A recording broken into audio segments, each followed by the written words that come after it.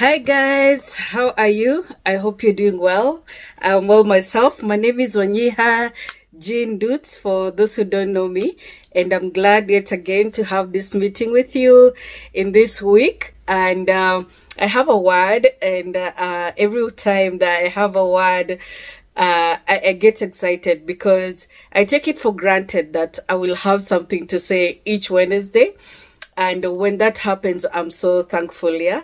So this word is kind of taking shape from yesterday, but it covers a lot of years, yeah. So just my life and thinking back, sometimes just going back memory lane to just see things, how things have taken shape, how things have worked out, and how sometimes I failed in some things. And as you know, if you've been here for a while, this is my story and my testimony and the lessons that I learned that I find could be valuable for somebody else. Your journey may not be the same, the path may not be the same, your experience is not the same, but it just helps to have an encouragement and know that somebody else went through something, and you're not the first, and you won't be the last. And one day after you're through all this, you'll be a testimony. And even when going through it, you'll be a testimony, yeah? And so yesterday, man, it's funny how life's experiences are even documented in the Bible, yeah? So yesterday I was transferring some seeds that I started in the house, yeah? Because of the cold season here, you have to start some seeds like cabbage or kale in the house, yeah? I just recently learned that you don't have to, because sometimes the transference may cause some shock to the seedlings, yeah?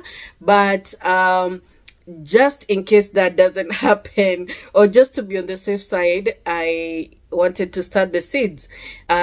Usually my husband waits until the season is ripe, yeah, like it's warm enough, it's been raining, the spring rain, and whenever he plants, he's never in a hurry. He will plant when he plants, and I'm always afraid because the season is short that we might not get some yields, yeah?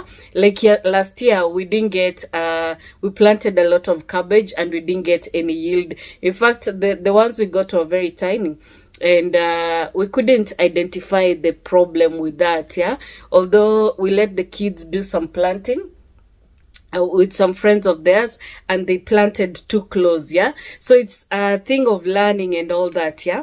Anyway, so I was putting some plants to the ground. So I dug the whole area. And I took out some weeds. Now, I've always said my husband has a green thumb, so I never deal with the vegetables. He does that, and I deal with the in-house plants, yeah? And that works well. He works the yard, I work the house, so good balance. But this time I did the digging myself because I had the time. And so there's these weeds that have been in our garden. They always come around this time when it's springing. And so they were springing, yeah? And these weeds look very innocent. They're like mafakes, yeah? Just white leaves, a bit of roughness on the surface, and they look like something you can just pull. And I learned the hard way. As I was pulling, it wasn't coming out, all of it, and I could tell the root was in so deep, yeah? And at some point, I had to make a decision because I knew that if I left it like that, because sometimes when you pull, the root remains, yeah? And I knew I couldn't identify where exactly the roots remained. And so I was like, maybe there's a possibility these things can grow together. And what does that remind you of, yeah? Instantly, you think of Matthew 13:25, yeah? And so, at that moment, I was thinking, it's funny how in this moment I've decided, because it's difficult, I will let the weeds grow together with the plants. If not, then I will ask hubby, have you ever encountered this and how did you deal with it? Yeah. So follow me. There's a lesson to this. And while that was happening, there's a couple I watch, yeah, that are farmers, and they talk about God, talk about the lessons they're learning, and they believe that God started them on their journey. It's just beautiful. And this guy was talking about how God trusts you with a vision, and so you're supposed to work just like he gave Adam the vision to, or the work to work in the garden. And so Eve had to come along. So the word was not given to Eve, it was given to who? Adam. But then when Eve came into the scene, she was getting so restless, and whenever Adam slept, she would not be sleeping, she would be all over. Now, this thing happens to me in the spring. I can hibernate very well in winter, and even in Kenya. It's just seasons here are more pronounced. Here you see everything that's happening and you feel it, and you realize that it's not just happening to you. A lot of people will join like the gym in winter, because at least they get to work out. And with the conditions here, sometimes you're living alone, working alone, you there's so much of a sedentary life, so you want to go and shake all that energy, see people, work out, feel warm, in winter. But then in spring and summer, a lot of people leave the gym.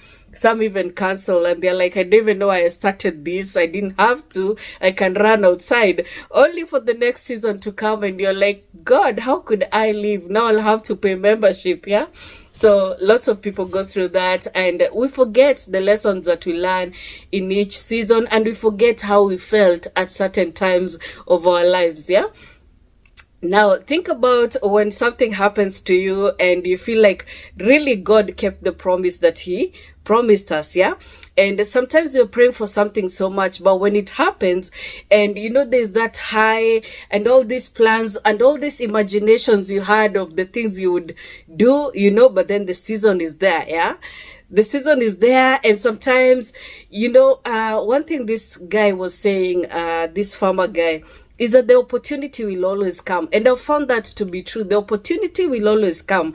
The difference is, will it find you ready?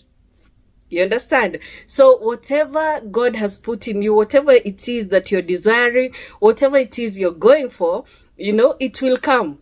And even though it tarries, and that now takes me back to the vision. When you have this vision and you write it down, sometimes you're like, okay, let me do these things that people do in the season, and you write in your notebook, and you're like, wow, maybe it will happen. And even if it doesn't, I have to survive, But then this thing comes. And sometimes you had even forgotten. And, just like the word says, and the Lord was talking to Habakkuk. After all these Habakkuk's complaints, he told him, write the vision and make it plain on the tablet, so he may run with it, whoever takes it, or the messenger. I'm paraphrasing, of course. And though it tarries, wait on it, because it will happen. And you can imagine in those times, the Israelites were in exile, or were they going to exile, And a lot of things were happening, And they had to write down things that would happen in the future, just like you and I, Sometimes when you feel like you're still in the place that you are, nothing is happening, and you're agitating.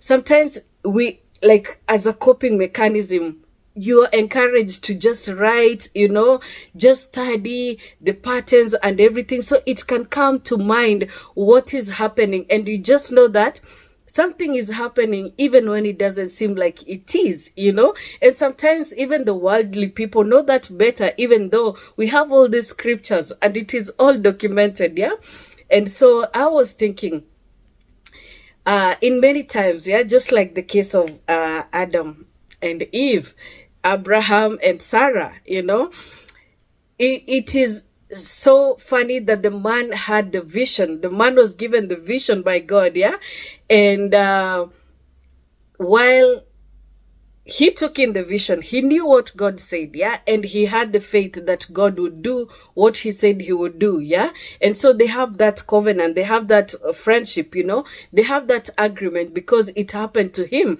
And if you've ever gone through a season where you're walking with God so much, praying, believing, trusting, because it is only him who can do that. You know what God said, there will come circumstances in the future that will cause you to doubt what God said. And especially because sometimes someone will say something and make it like it's normal. These things are normal. And you never question yourself. So how come I had this encounter in the private and it happened to me? What is now, manifesting to other people in the public? And you tend to think, okay, so these things do actually happen. And you forget that, yes, because we're in this world, so many things will happen just like they've happened to other people.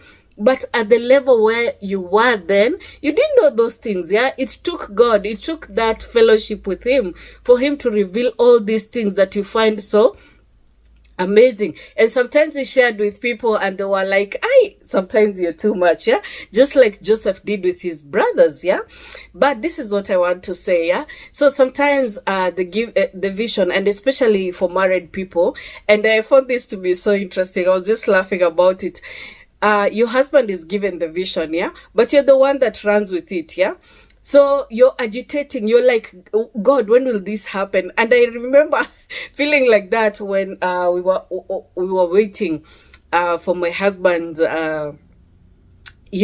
process, yeah, to finish. It took a year, but for me, it felt like 10 years because we were waiting for this miracle. And I didn't even prepare myself for what would happen when this guy goes away.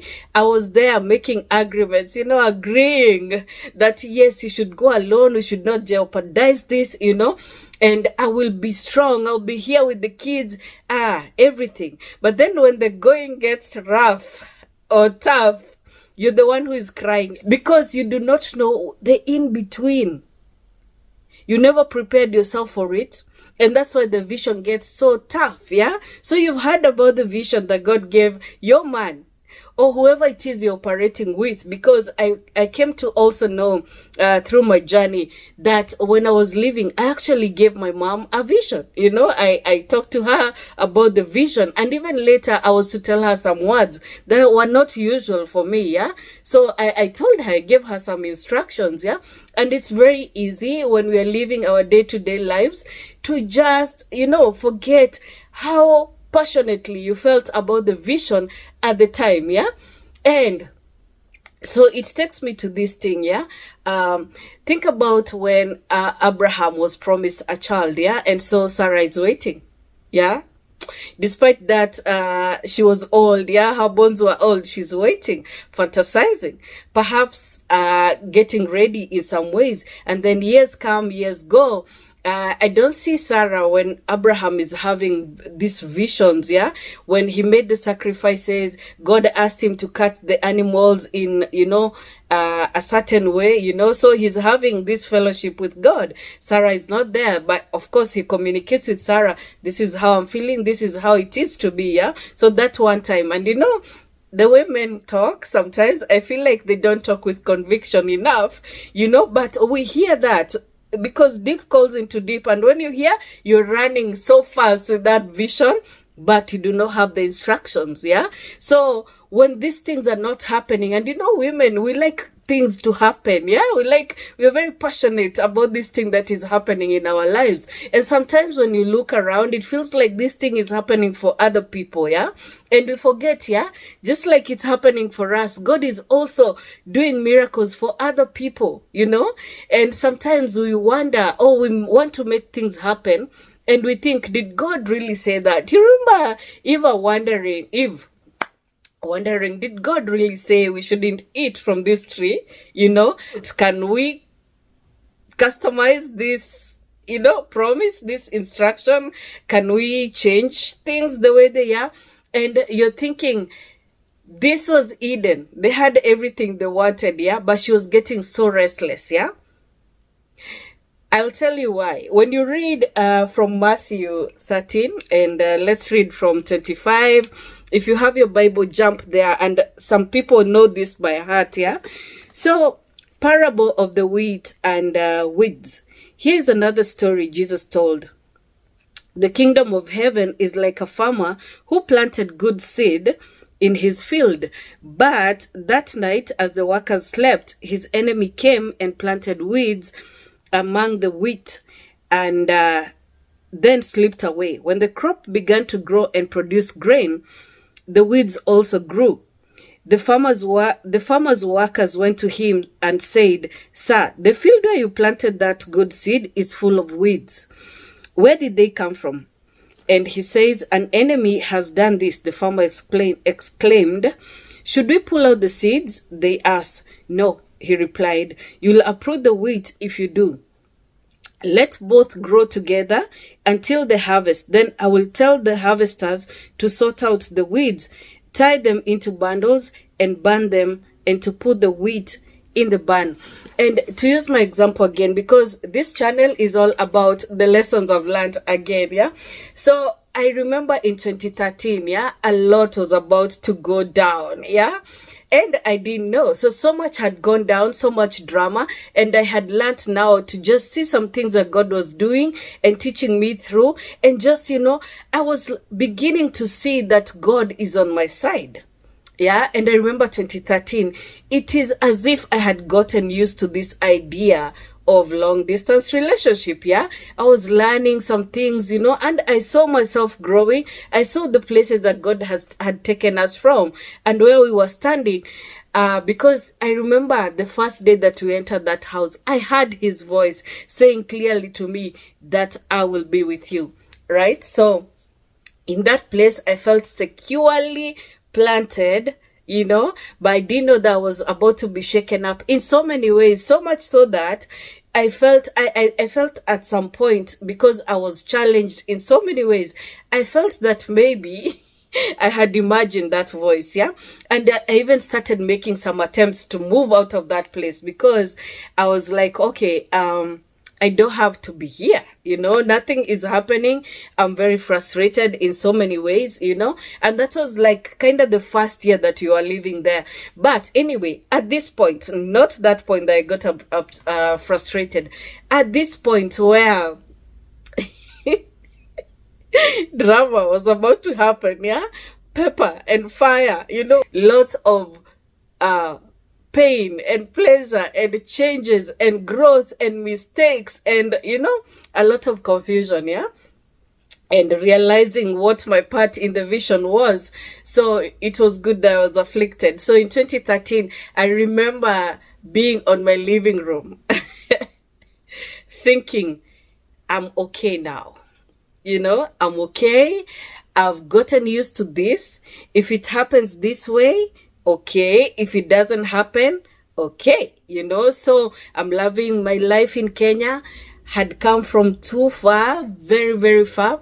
But okay, so if should I rise up in this manner, I'll be okay, yeah? So I did not know that at the time that my husband was leaving, and this I would come to learn later, as this good thing was happening that gave us so much hope, this bad thing was also happening, so wheat and tares, something profitable that you get to use, and the tares that are coming up, that there's nothing you can do with these tares.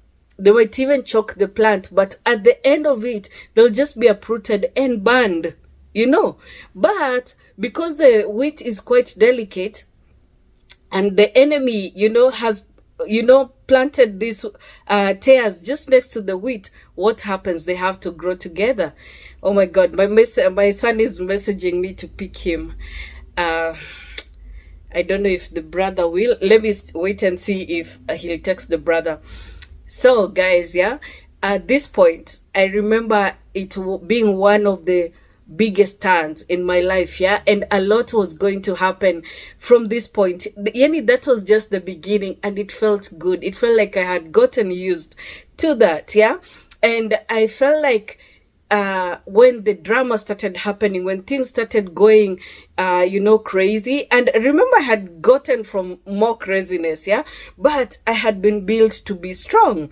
I remember when the first time that things were going crazy, I was like, I remember this thought that at least I went through all that, so I'm strong, yeah? But let me tell you, for whatever strength you think you have, you will find an equal measure of strength countering you, and that's okay, yeah? So I'm getting distracted because of my son. I think I'll go pick him and then come back. Hey guys, so I'm back and hopefully I'll remember where I was at. And you do see the discomfort. So this thing I realize about myself, I get very uncomfortable when, unusual circumstances happen.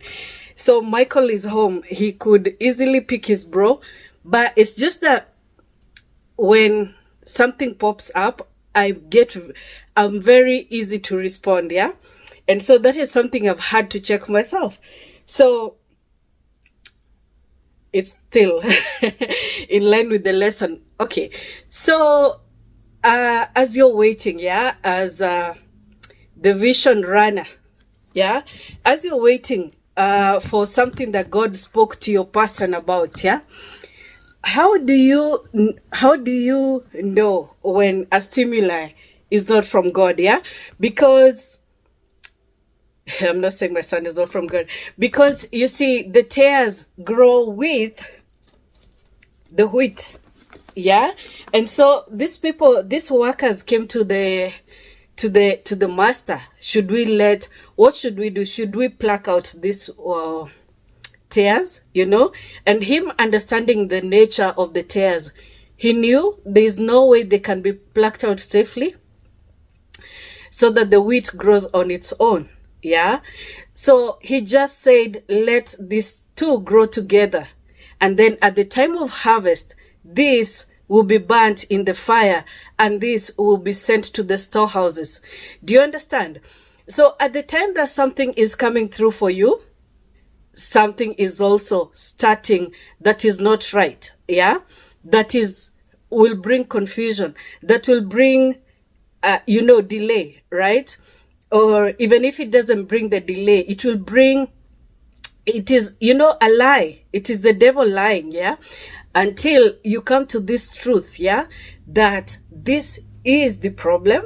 Yeah, and these are the steps we are going to take, because God has chosen a lot of people, empowered them with knowledge, and know-how to deal with the physical problems that we get. But the spiritual aspect of it is that the devil will lie. As you start this good thing, tares will start to grow together with the good thing that is the wheat. And throughout, it might even choke the plant, yeah? And it might be difficult even to differentiate them sometimes. This looks like wheat, and even the tare looks like wheat, yeah?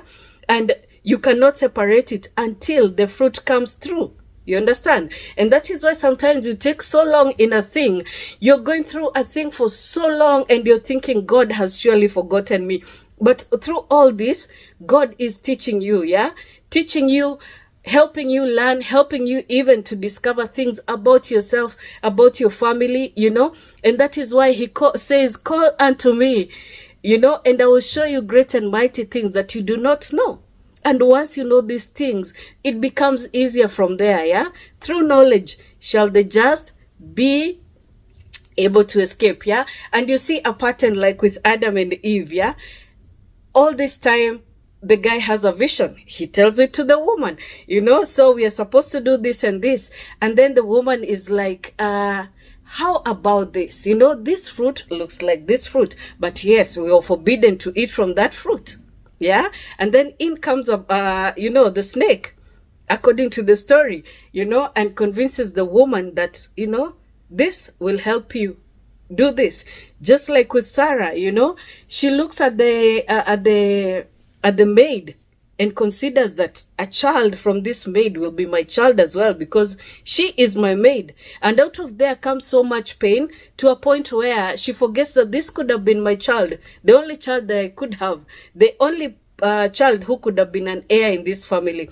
But now I cannot stand them. They have to go, And even though God saw Sarah's heart and Sarah's sorrow, he still provided for the maid in the wilderness or in the desert, because the child was about to die, and he still was a seed of Abraham, but not the promised child, And so my topic today was about when when the vision tarries, you know, what do? Do you remember that this is what was said and it should happen like this, you know, and anything else that happens like that is not it. And I remember our first visa when it happened, I was surrounded by people who knew people, and they mentioned to me that they knew people, and so it came a time where we thought, why don't we apply? Yeah. And it was just months after her leaving. And one thing, the wit looking like the tear, we had said, yeah, just when we were discussing about this thing, that it shouldn't take more than a year and a half, you know, we'll have joined hubby. And so this opportunity comes. Listen, we said a year and a half, right? This opportunity comes like 6 months later, and we're like, why not? You know, let us just try.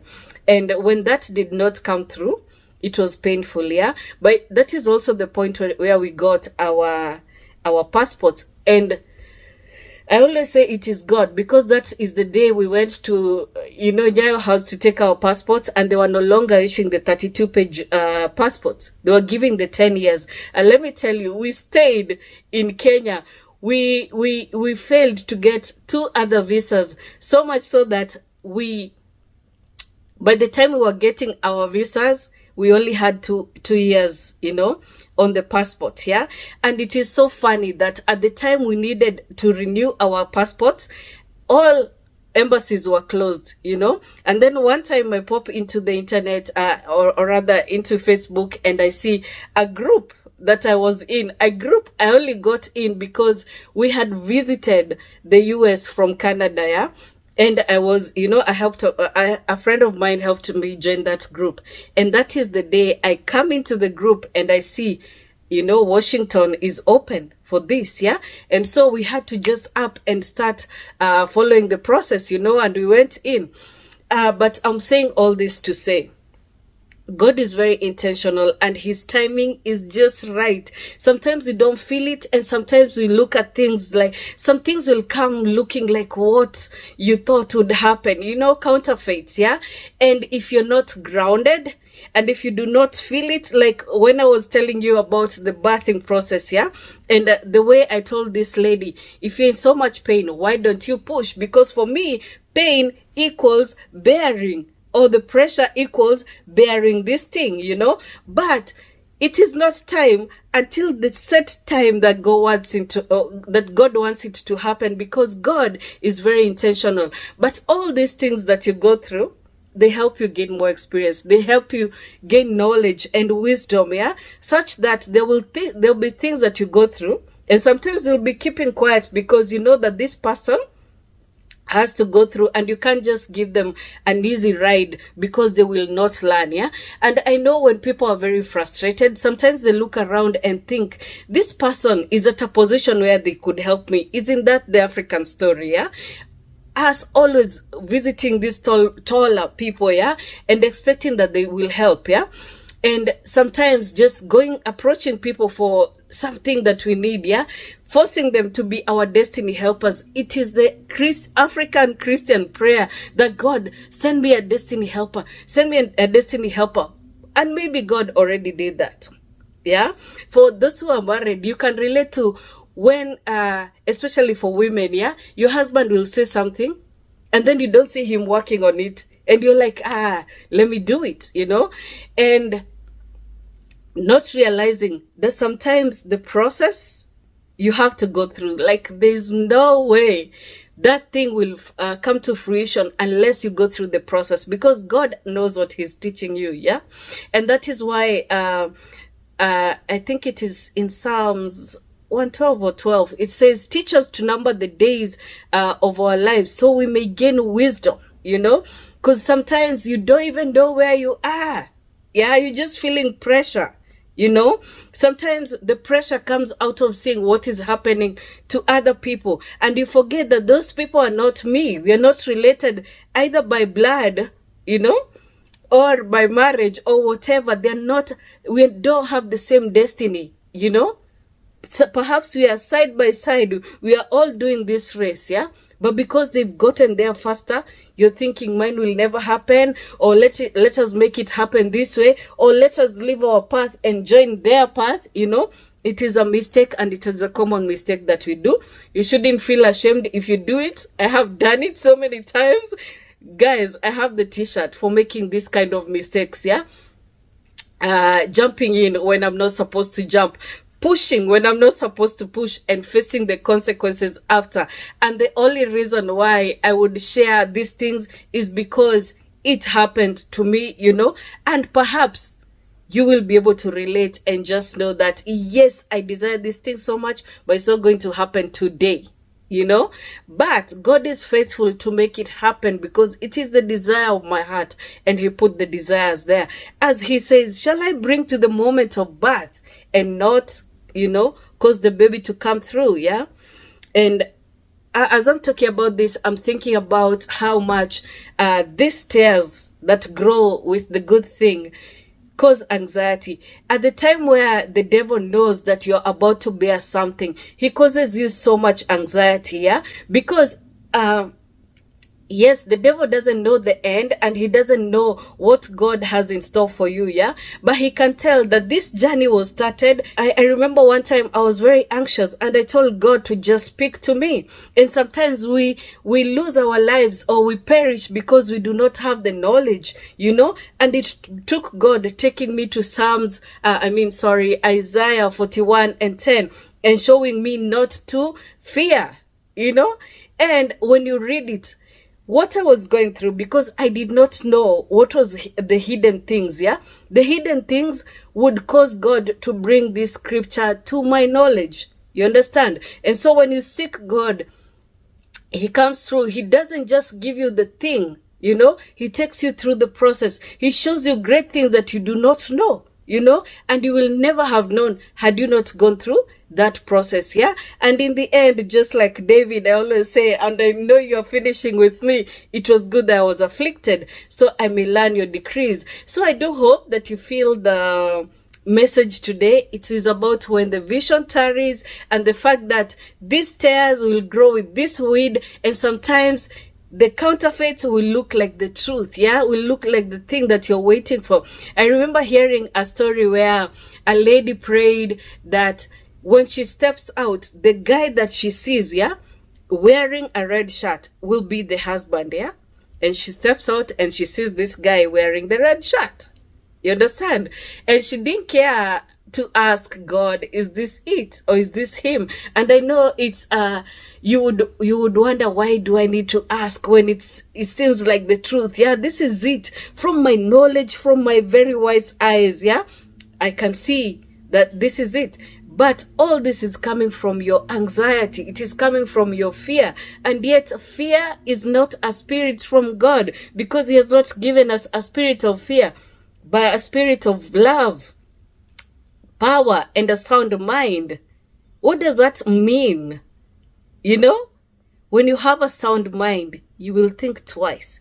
You will look deeper into the thing.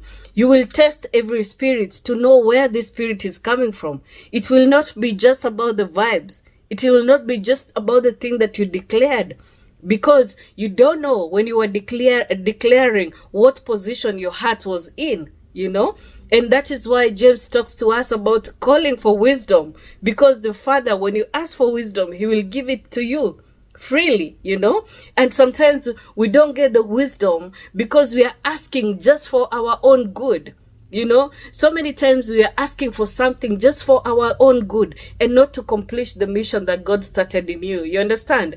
And so when the vision tarries, we must trust that God will still bring it through, and that he will give us the wisdom to see the tears, and know that these tears will never come to anything good unless we wait it out. We will not we wait it out so that we see the fruit, and that is where we will see the difference between the tares and the wheat. I think about all the lies that, you know, I indulged in, you know, all the lies I listened to, all the lies I saw, you know, and they didn't lead to a good thing. they led to more anxiety and more fear, until I totally just let myself go and let the Lord fight his battle. He is a mighty warrior and he's a good man of war, yeah? He will fight for you and he always wins, yeah?